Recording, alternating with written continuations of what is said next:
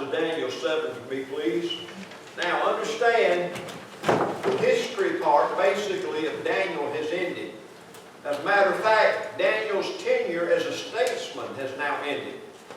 He's in his 80s. He's a forgotten person. But in his 80s, God shows us that he still uses and still anoints his people, and he gives him a vision that you and I need to read and understand about. And so from chapter 7 through chapter 12 is a vision that we want to talk about, and I'm going to do my best to make sense of it and try my best to give you something concrete about what this vision means. Daniel chapter 7, we're just going to look at verses 1, 2, and 3, and then we're going to look at a couple of verses within the chapter. Okay? Well, I can't find Daniel. Somebody took him out of my Bible. Isaiah, Jeremiah, come on now. Ezekiel. Find Ezekiel. Hey, he's coming. That's 11 verse 2. There he is.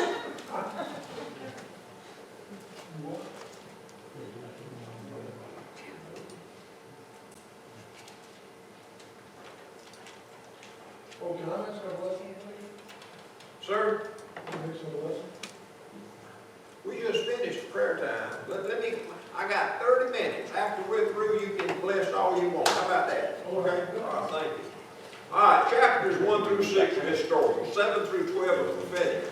Now, you understand when we say the word prophetic, it means that it has not yet happened. And I meant to do something else tonight. I meant to copy that prayer about the kneeling camel and give you a copy of it. I will do that. Matter of fact, I brought the book that it's in. No, I didn't. I'm sorry. It's in chapter 3. So anyway, I'm going to make a copy of that for y'all to take home with you because I think it's real good. Okay, but anyway, prophetic means at the particular time of writing, it has not yet occurred. Now, Daniel is in his 80s. He's a forgotten statesman. The handwriting on the wall is long since passed. That king has died. And then so here, as Daniel is serving out his life as an elder statesman probably, but not in the limelight of officeship, that's the word, in the government of Babylon, God gives him a vision. Now the vision is basically two parts. He talks about the four beasts, and he talks about the great sea. Now, sometimes when people read the Bible, they get scared of these visions. But these visions are really easy to understand if you just keep them within the context of Scripture, okay? He says, in the first year of Belshazzar, king of Babylon, Daniel had a dream and visions of his head upon his bed. Then he wrote the dream and told the sum of the matters, okay? So he's writing about something that's already happened. Daniel spoke and said, I saw in my vision by nighttime, behold, the four winds of the heavens strove upon the great sea, and four great beasts came up from the sea, diverse one from another. Now the date of Daniel, by the time Belshazzar was king, he served for about 3 years, so it came in 537, or so right now 541 is about the time that he's writing this. 60 years after Nebuchadnezzar had the dream that he interpreted, okay? He has these visions and he begins to write. And the visions that he portrays is something that we need to pay specific attention to. And I want to try to unveil that to you. The things that he wrote are so similar to John the Revelator. That's why Daniel and Revelation actually should be studied together. They have a lot to compare and to contrast. First of all, they were both old when the vision was given. Okay?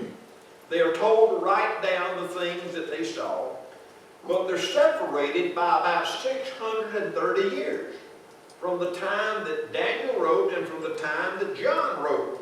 But they're eerily similar in what they portray, because in Daniel's writing, as we said when we talked about chapter 1, he portrays the times of the Gentiles, okay? Daniel takes it up through history to the birth of Christ, and then after that, Daniel takes it up, okay? There are some of Daniel's writings that have already occurred.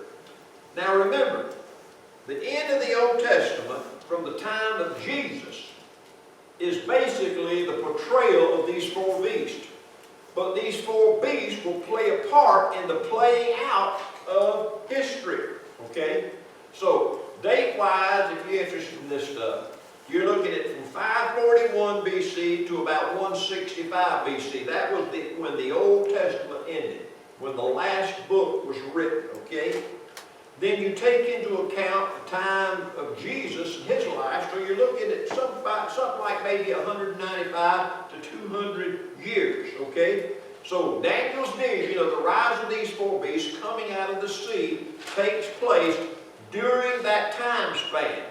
But it's eerily affected or eerily portraying history that has not yet occurred, but is going to occur, okay? So, you look at Daniel and you look at John. Daniel talks about the sweep of human history from the times of the Gentiles until John talks about the unveiling of the future of the times of the Gentiles, which has yet in our lifetime still to occur.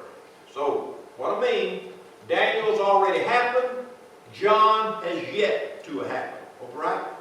If you put them together, they write about the totality of human history.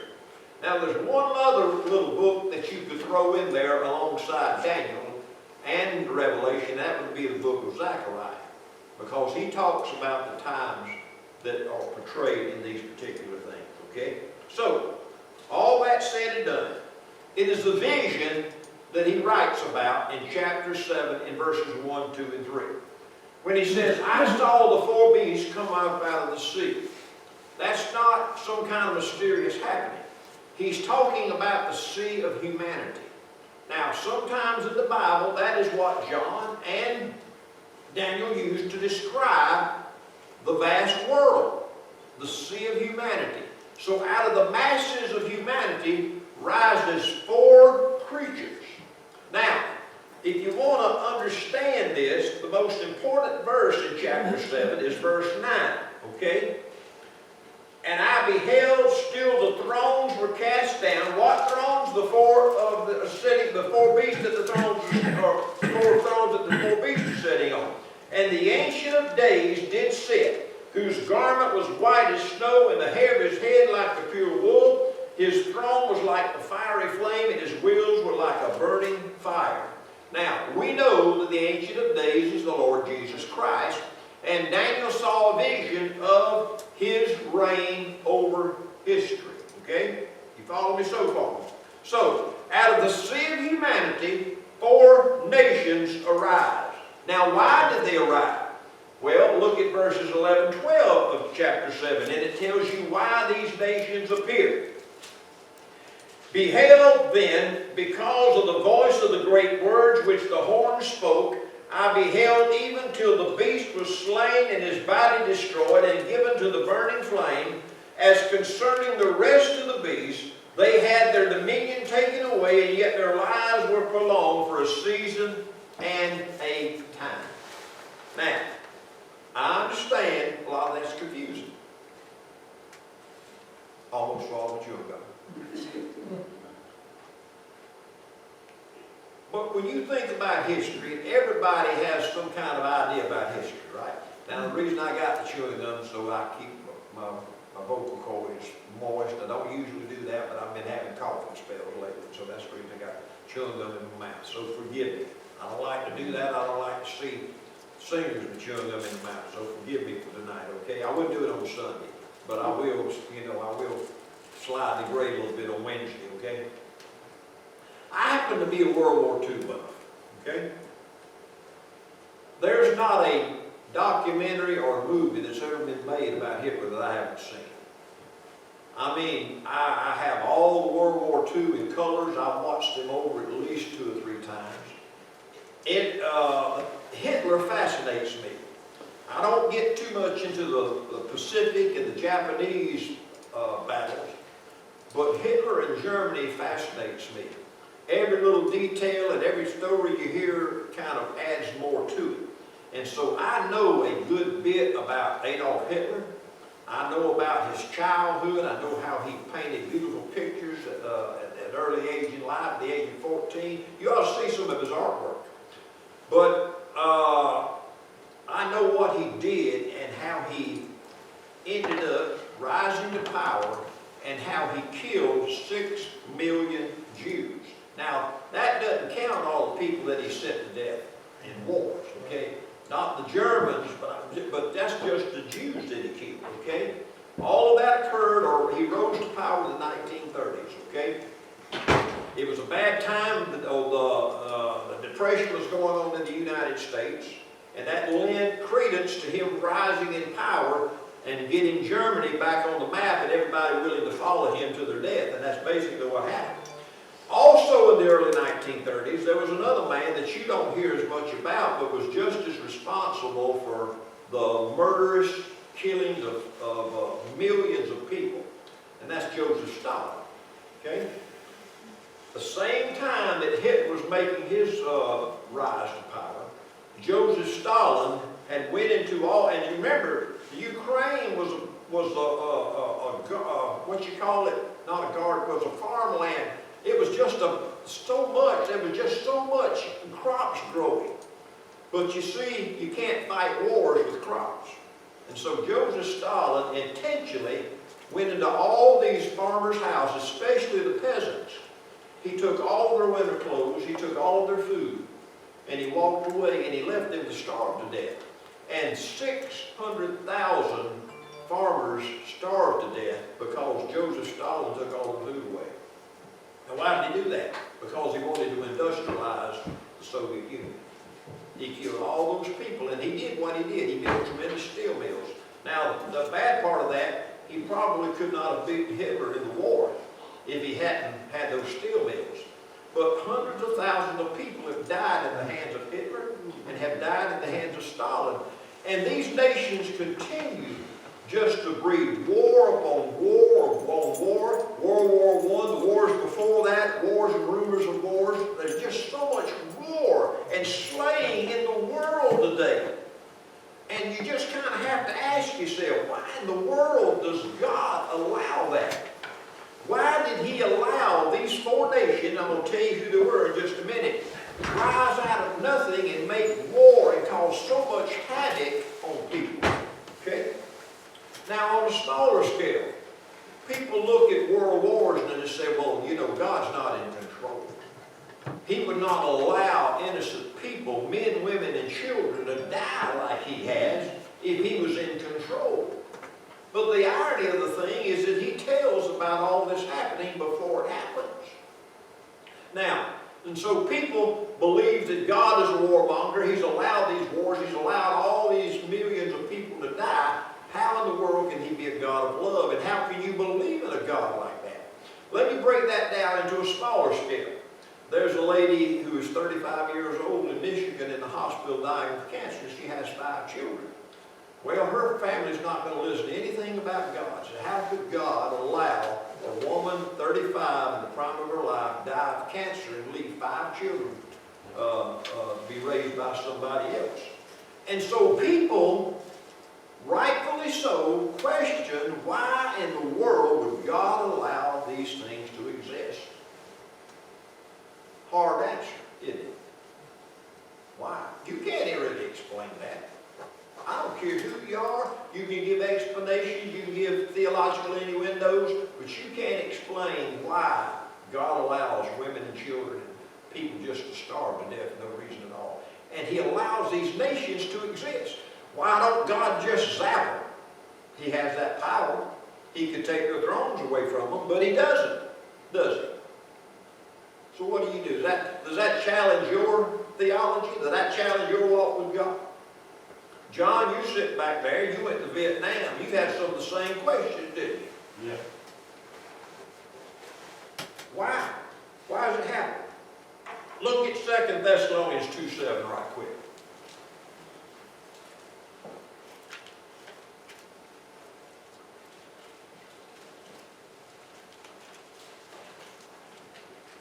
Second Thessalonians 2:7 says this. For the mystery of iniquity, the mystery of sin, does already work. Only who in our midst will live until he be taken out of the way. Now, you ought to underline that phrase, the mystery of iniquity, because it is a mystery. We don't understand why God allows ungodly nations to sit where they are. We don't understand why God allows all of this to take place in the world. But yet, it happens. And in Daniel, God specifically spells out how history is going to unfold from Daniel to the time that Jesus is born. Okay? He spells that out.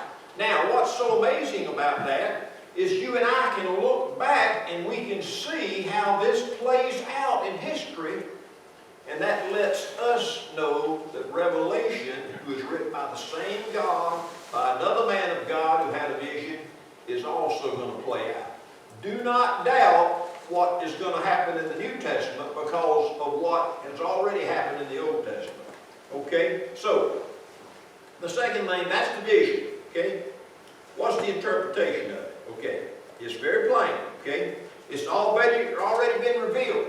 Do you remember as we looked in chapter 2 about the statue and the dream and the vision that Nebuchadnezzar had about the statue and how it rose out and how each part of the statue was made of something different? Okay?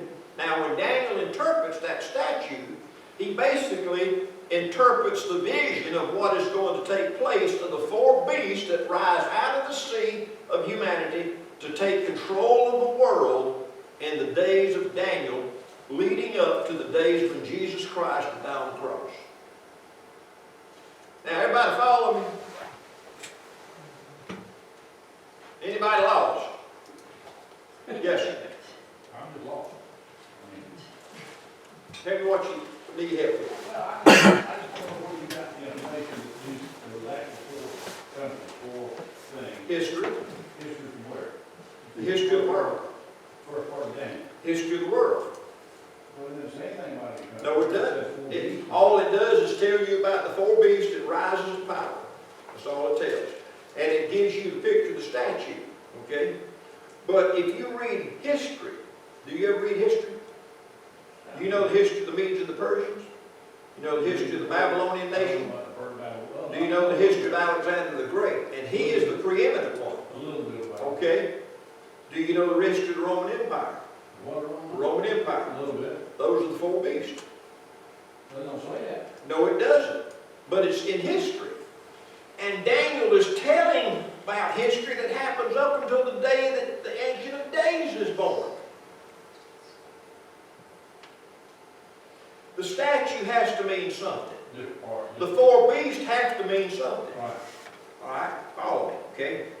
Hang on a second. Yes. What are the four beasts for again? Is it Alexander? I'm going to give you that right now, okay? Do you remember the statue in chapter 2? Okay? There were two arms of iron. There were two nations that took over Babylon. Who were those? The Medes and the Persians. Darius was the king of Persia, and he allowed the puppet king to take over in Babylon. Okay? Those were the Medes and the Persians. Two arms that rose out. Those were one of the beasts that had two arms. Okay? The golden head represented Babylon, because Nebuchadnezzar was the king at that particular time, the greatest nation, which was Babylon, but happened to end up being conquered by the Medes and the Persians, correct? Okay, this is all history. Okay, then there is the torso and the legs of brass. Now, who would that be? It has to be Alexander the Great and the Greeks. It has to be. Okay? Because he came and took over. He destroyed the Medes, he destroyed the Persians, he destroyed Babylon, and he basically took over the world. And he cried because there wasn't any more worlds for him to conquer. He was the main conqueror. And so the nation of Greece became the greatest power that day. That's not in the Bible, but it's in history. Correct? How many of y'all know that? Y'all studied that in ancient history, didn't y'all? Oh, the Greeks were in power.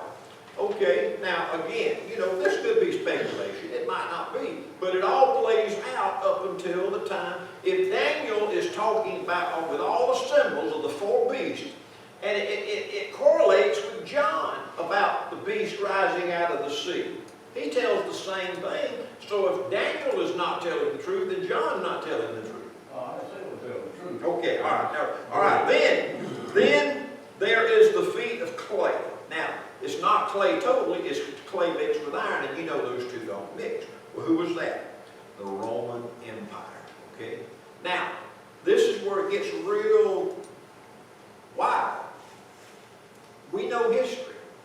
The Roman Empire divided into two regions, okay? Two legs. The feet, or the two legs. One went west and one went east, okay? But out of the Roman Empire, Western civilization prospered, and it became known as the European Union, the European nations. Now, today there's 28 nations in the European Union, but if you count all the nations in Europe proper, there's 10. How many toes did the statue of Daniel have? It makes sense. It makes sense, okay? You can just see how God, you can look at your Bible and see how God is in control of history, okay? Right? So, the whole history of the world is playing out in the prophecy that he is, and now listen, if you look in Daniel 7 through 12, he pretty much tells you who these are because he identifies the kings of these nations. He even tells about the personality of these kings, okay? He talks about the ego that Alexander the Great had. He talks about the rise of the Roman Empire. It's all there and it all makes sense. Okay? Until what happens? Jesus comes on the scene. Okay? All right, so that's the interpretation. All right, now, one other thing we need to look at, we're going to close, okay? What does that mean to us? Okay? Nations rise and fall. God ordains what nations come into existence. Do you agree with that? Okay, so it makes sense to believe that God talks about these nations in His Word. Now, He doesn't specifically name them, but He tells about how they're going to sweep into history. Okay? Okay, so what does that mean to us? Well, first of all, we cannot rectify the world that is full of war. As we speak, hundreds of people are being killed by bombs all over the world. People are being shot by people in the name of God, in the name of Islam. It just continues. The carnage just continues to pile up and pile up and pile up. And the bad news, it ain't through. It ain't through. I wasn't here during World War II. I don't guess any of you were, right? I was. You were and you were. Tell me how you felt during World War II. Jack? I had cousins that were in the war, and we scared to death. Scared to death. You know? How about you? Yeah, Were you scared you were going to lose the war? No, wasn't scared we were going to lose the war.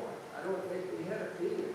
Okay. But I didn't, that way, he said, we were talked up, and it's going to be a long time, but we're going to win this war. Okay, again, what was your feeling, Jeremy? it was a scary time, and it was, they reported it on the movies on news every Wednesday night. My daddy, we had to go to the movies. Yeah, I remember reports about that, how that's how the TVs wasn't in every home, and so they go to the movies and they'd update what was going on in the war. And Right. they would show, I don't know how they managed to get the film of what was going on. They would show these Jews being murdered and thrown into ditches, and it affected me so bad.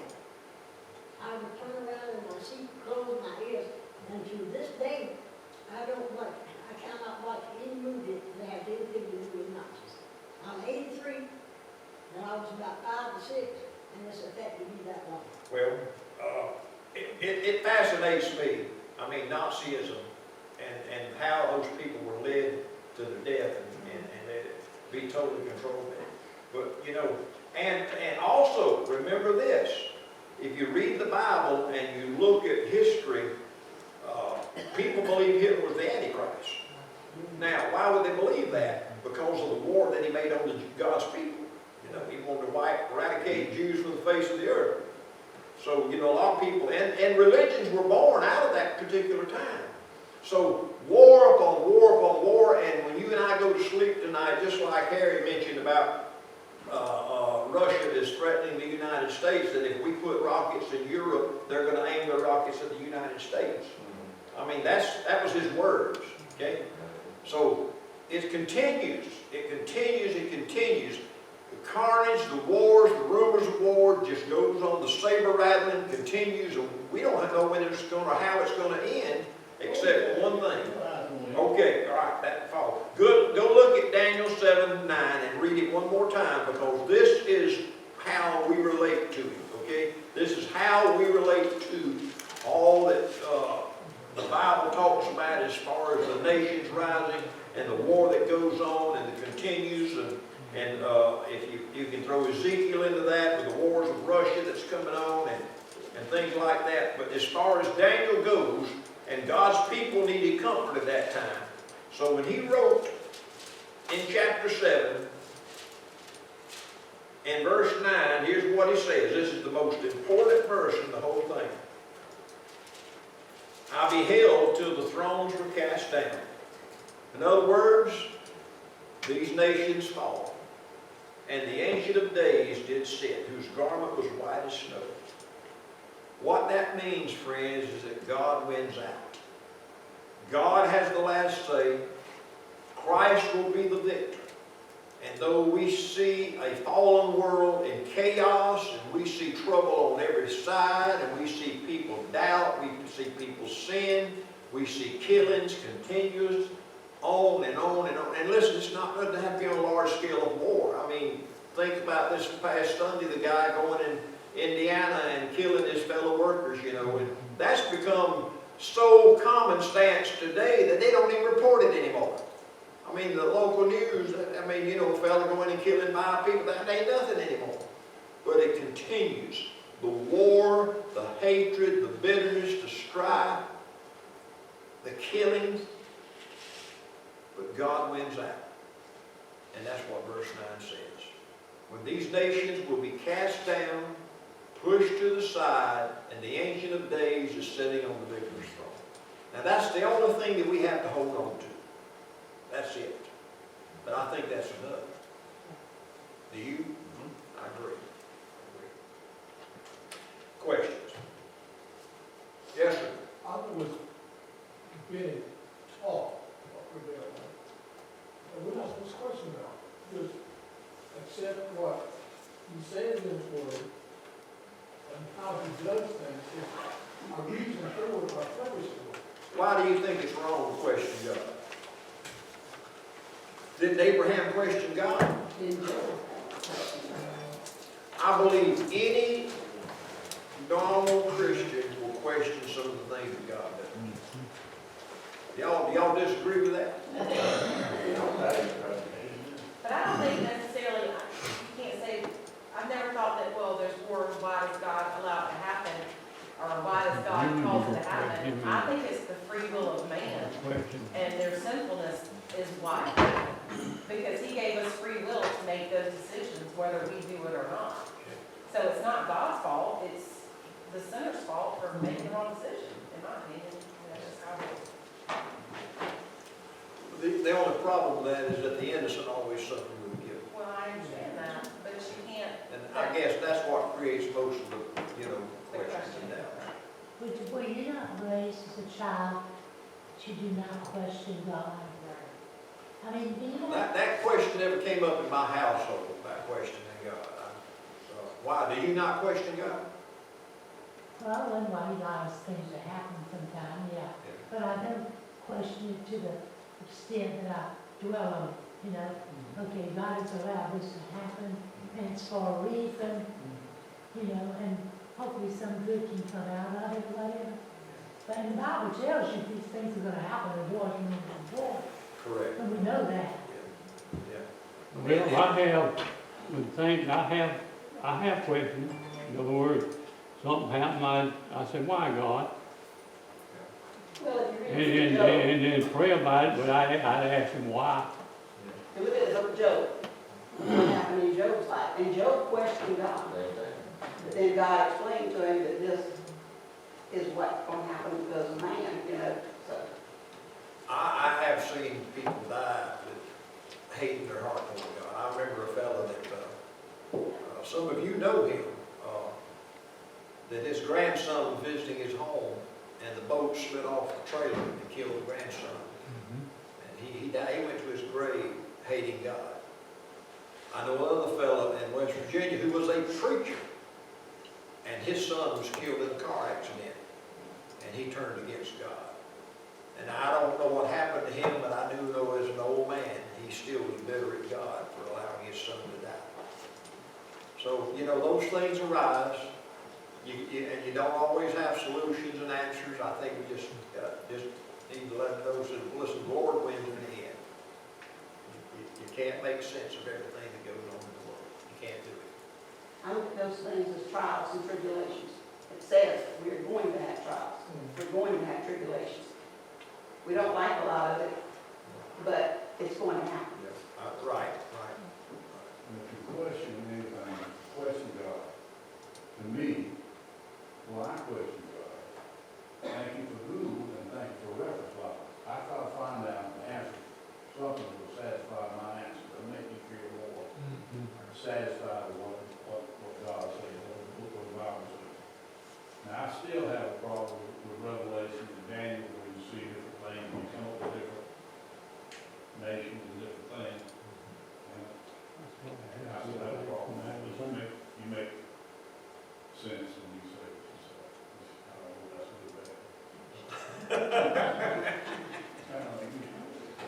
Well, you see, there's a lot of people that won't tackle prophecy at all. But if you remember, 2/3 of the Bible is prophecy. But if you don't tackle prophecy, then you leave a lot of things unanswered.